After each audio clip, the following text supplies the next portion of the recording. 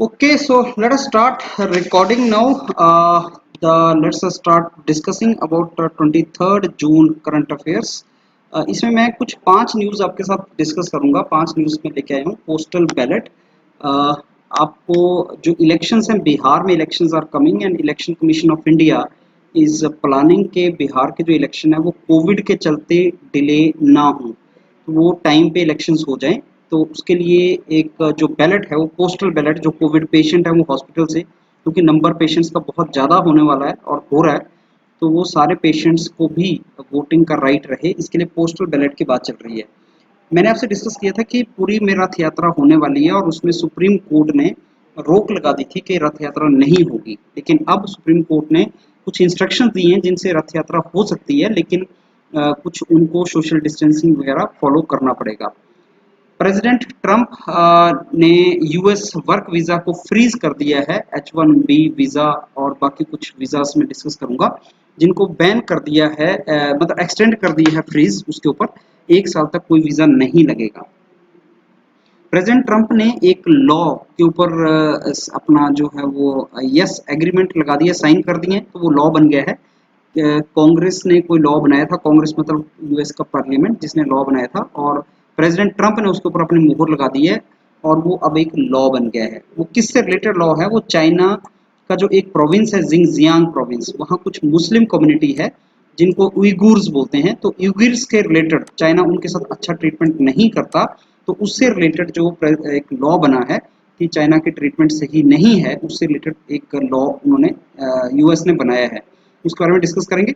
And NCERT ने एक online yoga quiz competition launch किया है।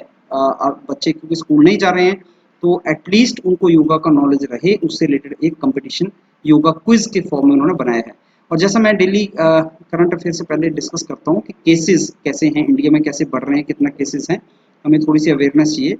तो सबसे ज़्यादा मैंने आपको बताया था कुछ स्टेट्स हैं जहाँ पे सबसे ज़्यादा केसेस हैं और कितने वो केसेस हैं उसका थोड़ा सा आइडिया हमारे पास रहे, तो इंडिया में टोटल केसेस 4,25,000 हो चुके हैं और इतनी 13,000 के आसपास डेथ हो चुकी हैं जो इंडिया के अंदर। और ये वो डाटा है, अगर आप देखना चाहें, और ये 22 जून रात 11 बजे का डाटा है।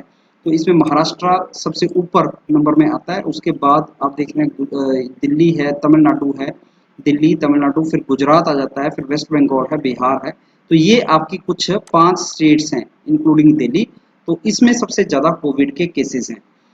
अब लेट्स अब डिस्कस करते हैं नेक्स्ट, जो बिहार के इलेक्शंस को ध्यान में रखते हुए एक न्यूज़ आई थी इंडियन एक्सप्रेस में कि इलेक्शन कमीशन पोस्टल बैलेट को प्रोवाइड करेगा।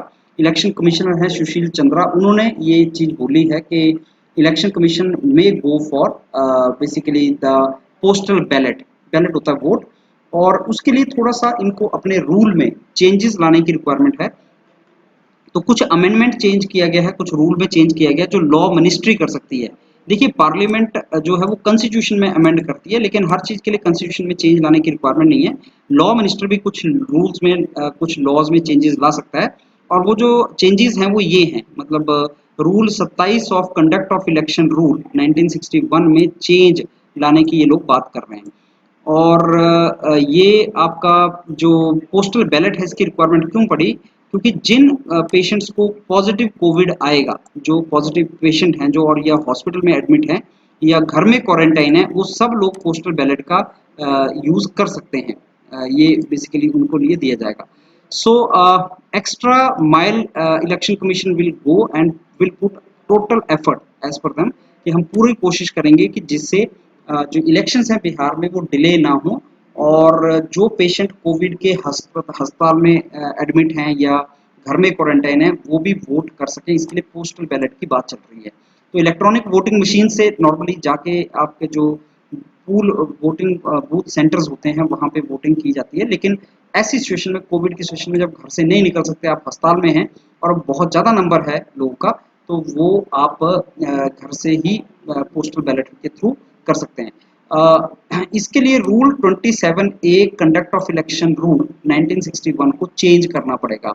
इसके लिए चेंज क्या, उसमें ए का मतलब होता है अमेंडमेंट या चेंज करना या नया रूल लाना, तो नए रूल को उसमें ऐड किया है, इसको किसने ऐड किया है? दैट इज लॉ मिनिस्ट्री ने ऐड किया है। तो इलेक्शन कमीशन ने रिक्वेस्ट किया एंड लॉ मिनिस्ट्री ने उसमें चेंज लेके आए।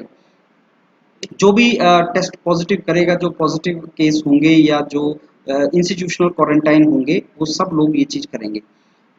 हर बूथिंग पोल पे एक और जो चेंजेस लाई गई हैं वो ये है, पोलिंग बूथ पे जो 1000 आदमी ही वोट कर सकता है सोशल डिस्टेंसिंग रख के। नॉर्मल कंडीशन में 1600 लोग तक बेसिकली एक वोटर होता है पोलिंग बूथ पे, लेकिन अब जो पोलिंग बूथ बनाए जाएंगे वहाँ पे कम लोगों के लिए जिसमें 1000 लोग ही आ सकें और वोट दे सकें, ऐसा बनाना पड़ेगा। सोशल डिस्टेंसिंग मेंटेन करनी पड़ेगी, ये सब चीज़ें हमें वहाँ पे करनी पड़ेंगी। नेक्स्ट न्यूज चलते हैं। सुप्रीम कोर्ट ने पूरी रथ यात्रा को यस दे दिया है। लॉर्ड जगन्नाथ का रथ यात्रा होती है, लेकिन उन्होंने ये भी बोला है कि कोई भी कॉन्ग्रीगेशन, मतलब जहाँ पे इकट्ठे लोग बहुत ज़्यादा इकट्ठे होकर झुंड में इकट्ठे हो जाते हैं, वो अलाउ नहीं किया जाएगा और हेल्थ एंड सेफ्टी कंप्रोमाइज़ नहीं की जाएगी। चीफ जस्टिस बोर्डवे साहब की थी 3 जजों की जो बेंच है उसने ये केस सुना था। पहले 18 जून को सुप्रीम कोर्ट का एक वर्डिक्ट आया था कि रथ यात्रा जो है वो नहीं की जा सकती। उसके बाद जो प्रीस्ट हैं इस मंदिर के, लॉर्ड जगन्नाथ मंदिर पुरी के, उन्होंने दोबारा से अपील लगाई थी सुप्रीम कोर्ट ने, और सुप्रीम कोर्ट ने फिर अब ये नया वर्डिक्ट दिया है। तो सुप्रीम कोर्ट ने बोला कि ठीक है, रथ यात्रा कर सकते हैं, लेकिन अब आपको कुछ चीज़ों का ध्यान रखना पड़ेगा।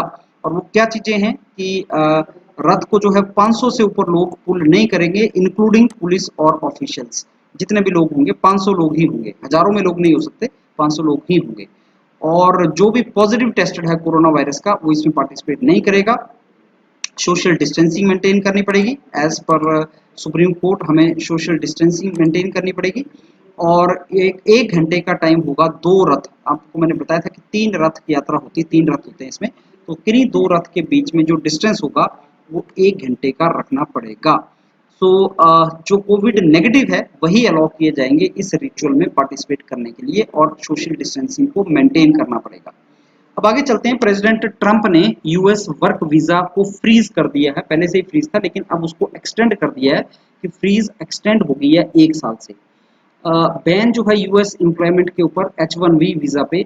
H1B वीजा होता क्या है, वो टेक्निकल इंडस्ट्रीज के लिए होता है, जो हाईटेक इंडस्ट्रीज हैं उसके लिए ये वीजा होता है H1B वीजा। और उस वीजा में बेसिकली जितने भी आईटी सेक्टर से रिलेटेड वीजा है वो ये है H1B, और इंडियंस को सबसे ज्यादा फायदा इसी में होता है। तो इससे एज पर अब क्या है कि कोविड के चलते इकोनॉमिक रिसेशन तो पूरे वर्ल्ड में चल रहा है, यूएस में भी चल रहा है, यूएस के लोगों की जॉब्स भी चली गई हैं। अब H1B वीजा को ना देने से इतनी जॉब्स खुलेंगी, उसका रीजन क्या है वो तुम्हें अभी समझ आ जाएगा कि हर साल 85,000 वर्कर्स ऑल ओवर वर्ल्ड से जो आते हैं, जो टेक्निकल इंडस्ट्री से रिलेटेड है, आईटी वगैरह से, उनको H1B वीजा मिलता है। लेकिन अब अगर वो नहीं, वो सारे कौन है, नॉन सिटीजन्स हैं। अब अगर उनको नहीं मिलेगा तो ऑब्वियसली जो यूएस के सिटीजन्स हैं उनको जॉब्स मिलने के चांस हैं। अ, और भी कुछ वीज़ाज़ हैं जो मैं चाहता हूँ कि आप याद करें। जे वीज़ा क्या होता है, एल वीज़ा क्या होता है। तो जे वीज़ा जो होता है वो एकेडमिक एंड रिसर्च के लिए होता है। एल वीज़ा जो है वो कंपनीज यूज़ करती हैं जो अपने वर्कर्स को ओवरसीज शिफ्ट करने के लिए। जो उनके वर्कर्स हैं इंडिया में हैं, उनको यूएस ऑफिस में, अगर कोई कंपनी ऐसी है कि जो जैसे इंफोसिस की बात करते हैं, तो इंफोसिस इंडिया में भी उसके ऑफिस हैं और अमेरिका में भी उसके ऑफिस हैं। तो जब इंफोसिस इंडिया से अमेरिका किसी को भेजेगी तो एल एल वीज़ा के ऊपर वो भेजेगी। एजुकेशन के लिए, हायर एजुकेशन के लिए जे वीज़ा तुम लोगे। H1B वीज़ा किसके लिए है, टेक्निकल डोमेन में जो टेक्निकल एक्सपर्ट है, स्पेशलिस्ट हैं, वो H1B वीज़ा से जाते हैं। अच्छा, अब जो most of the H2B visa है उसको भी फ्रीज किया जाएगा। और ये H2B वीज़ा क्या है, इसमें भी सम 66,000, 66,000 H2B वीज़ा हैं। और इसमें भी कौन सी जॉब्स हैं, जो लो स्किल्ड जॉब्स हैं, फूड एंड हॉस्पिटैलिटी इंडस्ट्रीज हैं, उसकी जॉब्स हैं। उसको उससे रिलेटेड जो वीज़ा है वो H2B वीज़ा है। H4 वीज़ा किससे रिलेटेड है, जो बेसिकली आपके स्पाउस को वर्क करने का राइट प्रोवाइड करता है। कि जैसे आप तो एल वीज़ा पे चले गए और H4 वीज़ा फिर मिलेगा आपके स्पाउस को। अगर आप H4 वीज़ा पे गए हो तो आपके स्पाउस, जैसे अगर आप जा रहे हो तो आपकी वाइफ भी वहां पे जॉब कर सकें, उसके लिए H4 है। एल वीज़ा पे ऐसा नहीं हो सकता कि एल वीज़ा पे अगर आप गए हो तो आपका स्पाउस जॉब नहीं कर सकता, लेकिन H4 वीज़ा पे गए हो तो आपका स्पाउस भी जॉब कर सकता है। अब कोरोना वायरस पेंडेमिक के चलते यूनाइटेड स्टेट्स में ले ऑफ हुआ है, मतलब जॉब से निकाले गए हैं। कितने लोग निकाले गए हैं लास्ट वीक, तक कितने हो गए थे 45 मिलियन। 45 मिलियन कितना होता है 4.5 करोड़। जो नंबर है वो 45 मिलियन जो नंबर है वो 4.5 करोड़ के बराबर है। तो इतनी जॉब्स यूएस में जा चुकी हैं। तो अब इस क्वेश्चन से जो आपका इस इंफॉर्मेशन से जो इंपॉर्टेंट क्वेश्चंस निकलते हैं कि H1B वीजा है क्या, और H1B वीजा के साथ साथ और कौन कौन से वीजा यूएस में होते हैं। जैसे आपके एल वीजा है, जे वीजा है, फिर आपका H2B वीजा है, H4 वीजा है, ये सारे वीजास इनसे रिलेटेड वीजास हैं। ओके, अब अगली न्यूज की तरफ चलते हैं। प्रेसिडेंट ट्रंप ने एक लॉ बनाया है, चाइना से रिलेटेड है वो लॉ। और चाइना का एक प्रोविंस है जिंगजियांग प्रोविंस, उसमें कुछ मुस्लिम माइनॉरिटी लोग रहते हैं जिनको उइगुर्स बोलते हैं। तो वो उइगुर कम्युनिटी है जो मुस्लिम, उन उइगुर कम्युनिटी के साथ जो ट्रीटमेंट चाइना ठीक नहीं करता, उससे रिलेटेड ये लॉ है। तो ये बेसिकली चाइनीज ऑफिशियल के ऊपर सैंक्शन लगाने से रिलेटेड एक लॉ है, क्योंकि चाइनीज जो ऑफिशियल हैं, चाहे वो पुलिस है, चाहे वो आर्मी है, कोई भी ऑफिशियल है, वो उइगुर मुस्लिम्स के साथ जो ट्रीटमेंट अच्छा नहीं करते, उससे रिलेटेड ये एक लॉ है। अब ये basically Uyghur human right act के नाम से इसको साइन किया गया है। उइगर ह्यूमन राइट एक्ट, जो ह्यूमन राइट वायलेशन वहां पे हो रहे हैं उनसे रिलेटेड एक एक्ट बनाया है।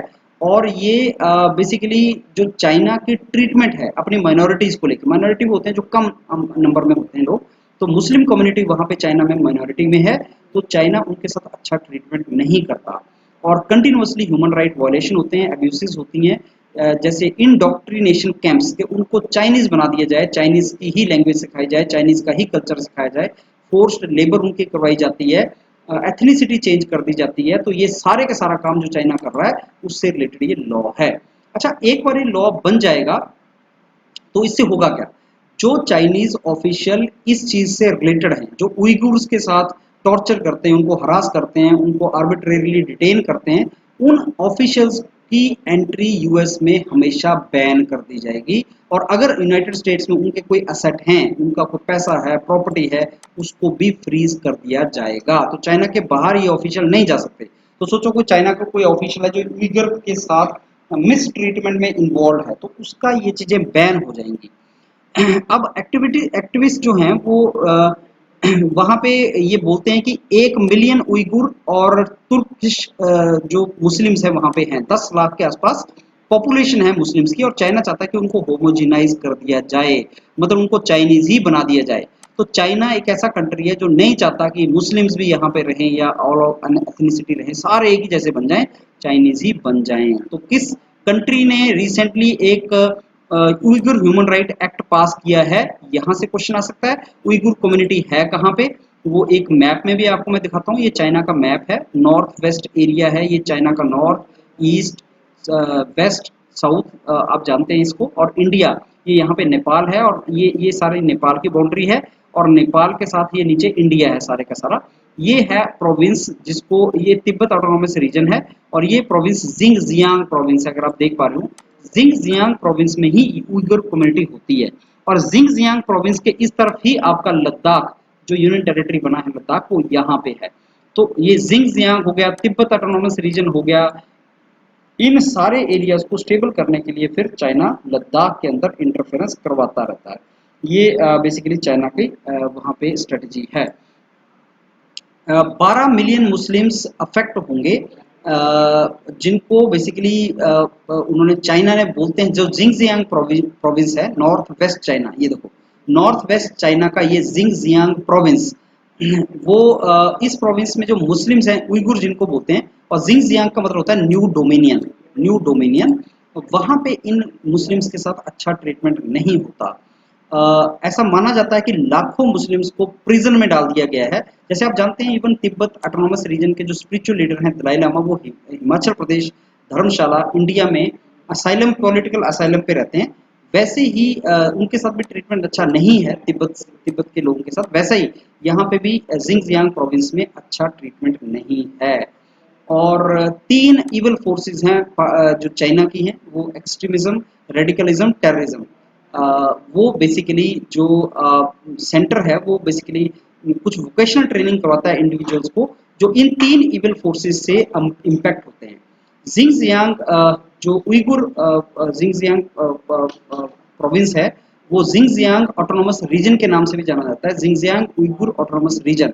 ये ऑटोनोमस रीजन है पीपल रिपब्लिक ऑफ चाइना का, और ये north west of the country में लोकेटेड है। ओके, तो अब नेक्स्ट न्यूज की तरफ चलते हैं। NCERT launches online yoga quiz competition. अब ये क्या चीज है?